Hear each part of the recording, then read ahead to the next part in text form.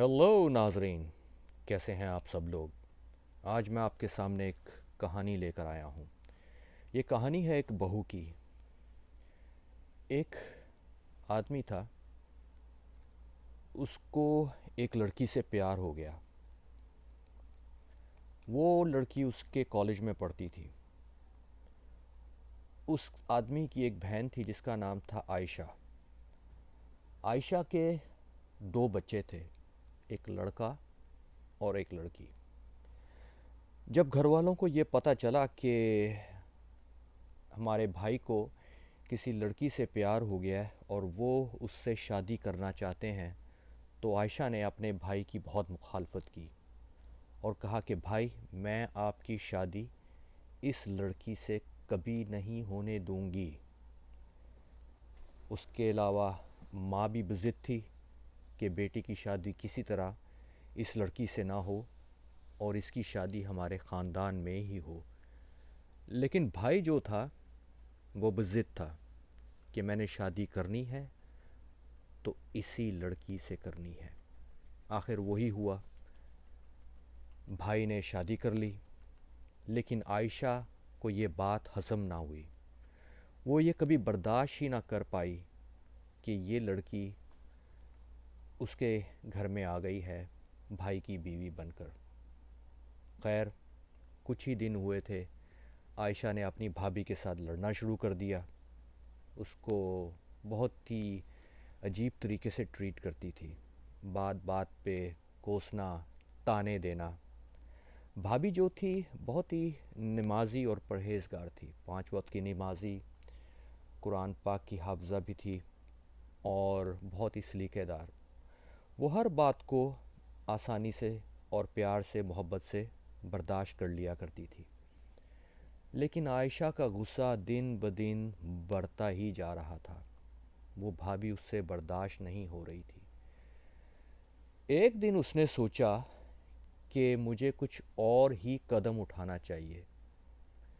اس کی سہیلی نے بتایا کہ عائشہ، تم ایسے کرو، ایک بابا جی ہیں، ان سے کچھ کروا کے لاؤ، کچھ پڑھا کے لاؤ، تاکہ اس بلا سے تمہاری جان چھوٹے۔ عائشہ اپنی سہیلی کے ساتھ بابا جی کے پاس چلی گئیں۔ بابا جی دراصل بابا جی نہیں، ایک جادوگر، ایک عامل تھے۔ اس عامل نے کہا کہ تم اپنی بھابھی کے کچھ بال لے آؤ، میں اس پر عمل کر کے تمہیں دوں گا۔ عائشہ نے ایسا ہی کیا۔ وہ گھر گئی، 1-2 دن کے لیے اپنی بھابھی کے ساتھ بہت اچھی ہو گئی کہ بھابھی، آئے میں آپ کے بال بناتی ہوں، آئی ایم سوری، میرا رویہ آپ کے ساتھ بہت خراب تھا، میں معافی چاہتی ہوں، آئے میں آپ کے بال بناتی ہوں۔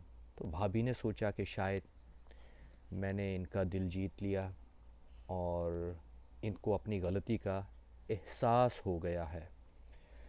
عائشہ بھابھی کے بال بنانے لگی۔ اسی دوران اس نے بھابھی کے کچھ بال چوری کر لیے، سنبھال کر رکھ لیے۔ دوسرے دن عائشہ وہ بال لے کر عامل کے پاس گئی۔ عامل نے وہ بال رکھ لیے اور کہا کہ کل آنا، میں ان بالوں پر آج کچھ عمل کروں گا۔ خیر، ایسا ہی ہوا۔ عائشہ دوسرے دن اس عامل کے پاس گئی۔ عامل نے وہ بال ایک چھوٹے سے کاغذ میں لپیٹ کر ایک تعویذ بنا کر عائشہ کو دے دیے اور کہا کہ جانا گھر، اور جب سو جائیں گے سارے، رات کو 12 بجے ان بالوں پر 7 دفعہ جوتے مارنا۔ 7 دفعہ جوتے مارنے کے بعد اس تعویذ کو جلا دینا اور پھر دیکھنا کیا ہوتا ہے۔ ایسا ہی ہوا۔ عائشہ نے رات کو انتظار کیا کہ جب سارے سو جائیں۔ اس نے اس تعویذ کے اوپر 7 جوتے مارے اور پھر اس کے بعد اس تعویذ کو چولہے کی ہلکی آنچ پر جلا دیا۔ جلانا ہی تھا کہ وہ تعویذ جل کر راکھ ہونے لگا اور اس کے اندر سے ایک عجیب سی بدبو اٹھی جیسے بالوں کے جلنے کی ہو، اور ایک کچھ ایسا ہوا جو بہت حیرت ناک تھا۔ ایک کالا سا دھواں اٹھا اور دروازے سے نکل کر بھابھی کے کمرے کی طرف جانے لگا۔ خیر عائشہ نے ساری راکھ وغیرہ اٹھائی، صفائی وغیرہ کی اور چپ چاپ جا کے سو گئی۔ دن گزرنے لگے، 1 دن، 2 دن، 3 دن، کچھ بھی نہیں ہوا۔ عائشہ بہت پریشان ہوئی کہ یہ کیا چکر ہے۔ وہ دوبارہ عامل کے پاس گئی اور کہا کہ میں نے تمہیں اتنے پیسے دیے تھے اور بھابھی کو ابھی تک کچھ نہیں ہوا۔ عامل نے تھوڑا سا دھیان لگایا اور اپنے موکل کو بلایا۔ موکل نے کہا کہ میں کیا کروں، یہ جو عورت ہے یعنی بھابھی بہت ہی نمازی اور پرہیزگار ہے، میں اس کے ارد گرد منڈلاتا رہتا ہوں اور موقع پانے کی کوشش کرتا ہوں کہ اس کے جسم میں داخل ہو کر اس کو تباہ برباد کر دوں، لیکن وہ ہمیشہ وضو میں رہتی ہے اور باقاعدگی سے نماز پڑھتی ہے اور قرآن پاک بھی پڑھتی ہے۔ عامل نے کہا کچھ ایسا ہے کہ یہ اس موکل کا کام نہیں ہے، تم ایک کام اور کرو، تم کسی طرح اپنی بھابھی کے کچھ ناخن لے آؤ، انگلیوں کے ناخن۔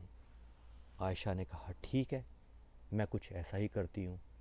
عائشہ نے پھر ایک چال چلی، بھابھی سے بہت میٹھی میٹھی باتیں کی اور کہا کہ بھابھی آئے میں آپ کو نیل پالش لگاتی ہوں، آئے میں آپ کے بال اور آپ کے ناخن بناتی ہوں۔ اور وہ بھابھی کے ناخن کاٹنے لگی اور کاٹتے کاٹتے اس نے کچھ ناخن اپنی مٹھی میں چھپا لیے، پھر جا کے اس عامل کو دیے۔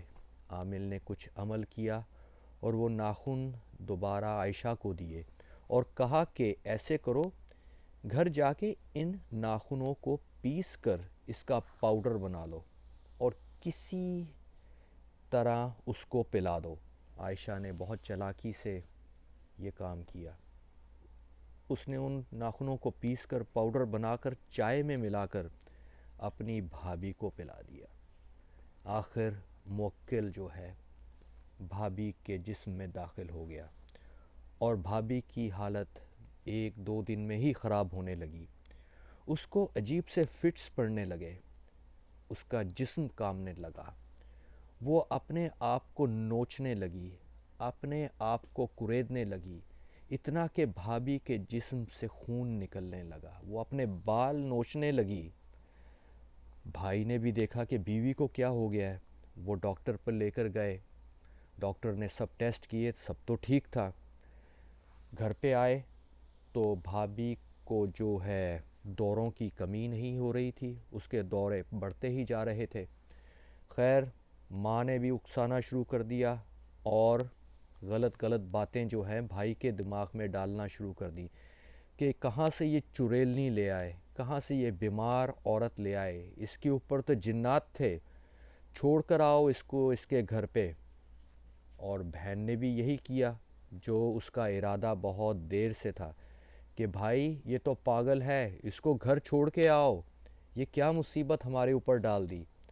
بھائی بھی یہ تنگ آ چکا تھا، اس نے بھی اپنی بیوی کو پکڑا، گاڑی میں ڈالا اور اس کے باپ کے گھر میں چھوڑ آیا۔ خیر کچھ دن اور گزرے، بھابھی کا جو والد تھا وہ بہت دیندار انسان تھا، اس نے خود اپنی بیٹی کا علاج کیا، پڑھ پڑھ کر پھونک پھونک کر اس نے اس جن کو نکالا، اس موکل کو نکالا۔ خیر موکل کا کام تو پورا ہو گیا تھا، اس نے تو جانا ہی تھا، اور قرآن پاک کی جو طاقت ہے اس نے اس کو جلد مار بھگایا۔ بھابھی جب ٹھیک ہوئیں تو ان کو کہا گیا کہ بھابھی ایسے کرو، اب تم جو ہو تمہیں اپنے گھر جانا چاہیے۔ باپ نے کہا بیٹی تمہیں اب اپنے گھر جانا چاہیے۔ بیٹی نے کہا نہیں ابا، میں ایسے شخص کے ساتھ نہیں رہنا چاہتی جس نے مجھے اس مشکل وقت میں چھوڑ دیا، میں کیسے اس شخص کے ساتھ ساری زندگی گزاروں گی، خدا نخواستہ آگے جا کے میرے اوپر کچھ اور مصیبت آئی یہ شخص تو پھر میرے ساتھ ایسا کرے گا، میں اس سے خلا لینا چاہتی ہوں، اس سے طلاق لینا چاہتی ہوں۔ باپ نے بھی اس بات کی تائید کی اور اپنی بیٹی کی بات کو منظور کیا اور اس سے خلا لے لیا۔ پھر کیا ہوا؟ بہن تو بہت خوش ہوئی، ماں بھی بہت خوش ہوئی، دونوں کا جو ارمان تھا وہ پورا ہوا۔ کچھ ایسے 1-2 مہینے اور گزرے تو عائشہ کا جو بیٹا تھا اس کے جسم پر کچھ خراشیں آنے لگیں۔ معاف کیجئے گا، ایسی ڈراؤنی کہانی ہے کہ بلی بھی میرے آگے پیچھے منڈلانے لگی ہے۔ خیر، کہاں تھے ہم؟ اچھا، عائشہ کا جو بڑا بیٹا تھا اس کے جسم پر کچھ نشانات آنے لگے، جیسے ناخنوں کے نشان ہوں، جیسے تھوڑی تھوڑی لالی ہو۔ کھجانے لگا۔ ماں نے جو ہے، عائشہ نے اپنے بیٹے کے جسم پر پاؤڈر وغیرہ لگایا، کریم لگائی۔ خیر، وہ جو تکلیف تھی بڑھتی جا رہی تھی۔ بیٹا اپنے جسم کو کھجاتا رہتا، اس میں سے ہلکا ہلکا سا خون نکلنے لگا۔ باپ فوراً اپنے بیٹے کو لے کر ہسپتال گیا۔ انہوں نے کہا کوئی بات نہیں، انفیکشن وغیرہ ہے، کچھ گرمی کے اثرات ہیں، آپ اس کو یہ پلائیں، یہ کریم کھلائیں، یہ دوا دیں۔ لیکن اس کے بیٹے کو آرام نہ آیا۔ یہ حالت اور بگڑتی گئی۔ اس کے جسم پہ بڑے بڑے چھالے بننے لگے جس میں سے خون رسنے لگا۔ عائشہ یہ دیکھ کر بہت پریشان ہوئی۔ دونوں میاں بیوی اپنے بیٹے کو دوبارہ ہسپتال لے کر گئے۔ ڈاکٹر نے کہا ہم تو کچھ نہیں کر سکتے، یہ کچھ سمجھ نہیں آ رہا، انفیکشن بھی نہیں ہے، اب تو انفیکشن کے اثرات بھی نہیں ہیں، ہم نے جو دوائیں دی ہیں وہ بھی کام کرنا چاہیے تھا ان کو، ہمیں سمجھ نہیں آ رہا۔ ڈاکٹر نے پھر کچھ دوائیں لکھ کے دیں۔ حالت اتنی خراب ہونے لگی کہ اس چھوٹے سے بچے کے جسم کے گوشت کے ٹکڑے جسم سے باہر گرنے لگے۔ قسمہ پرسی کی حالت تھی، بچے کی حالت بہت خراب۔ آخر وہی ہوا جس کا ڈر تھا، وہ چھوٹا سا معصوم بچہ چھوڑ کے چلا گیا، اس کی موت واقع ہو گئی۔ عائشہ بہت روئی، بہت پریشان ہوئی، پھر کیا کر سکتی تھی، ہونا تھا وہ ہو گیا۔ کچھ ہی دن اور گزرے ہوں گے کہ اس کی بیٹی کے ساتھ بھی کچھ کام ہونے لگے۔ اچانک بیٹی کے سارے ناخن ایک ایک کر کے اس کی انگلیوں سے گرنے لگے۔ بیٹی بیچاری 5-6 سال کی تھی۔ سارے ناخن ایک ایک کر کے اس کی انگلیوں سے گرنے لگے۔ بہت چلاتی تھی، بہت روتی تھی، اس کی انگلیوں سے خون نکلنے لگا۔ پھر کچھ عرصہ گزرا تو بیٹی کے سارے بال گرنے لگے، وہ گنجی ہو گئی۔ ماں باپ بہت پریشان تھے، پہلے ہی ڈاکٹروں کے پاس لے کے گئے تھے۔ ڈاکٹروں نے کہا کہ ہمیں تو میڈیکل میں آج تک ایسی کوئی چیز نہیں ملی۔ انہوں نے ٹیسٹ وغیرہ کیے، اس وقت تو ٹھیک تھا۔ جب اس کے بال گرنے لگے، اسے دوبارہ ڈاکٹر کے پاس لے کر گئے۔ ڈاکٹرز نے کہا کہ آپ کی بیٹی کو بلڈ کینسر ہے، اور یہ ایسی بیماری ہے، ایسا کینسر ہے، اس کا کوئی علاج نہیں۔ عائشہ بہت روئی، اب کیا کرے، بیٹا تو جا چکا تھا، اب بیٹی کی بھی ایسی حالت۔ کچھ ہی دنوں کے بعد بیٹی کی حالت بگڑتی گئی۔ اس کا کینسر بلڈ سے اس کی ہڈیوں میں جانے لگا، اور اس کی ہڈیاں ایک طرح سے موم بن کے پگھلنے لگیں، اور کچھ ہی دنوں کے بعد اس کی بیٹی کی بھی موت ہو گئی۔ یہ تھا اس کا انجام جو اس نے ایک معصوم بھابھی کے ساتھ کیا۔ ایک بسے بسائے گھر کو توڑا، اور وہ بھی جادو سے، وہ بھی جنات سے، وہ بھی موکلات سے۔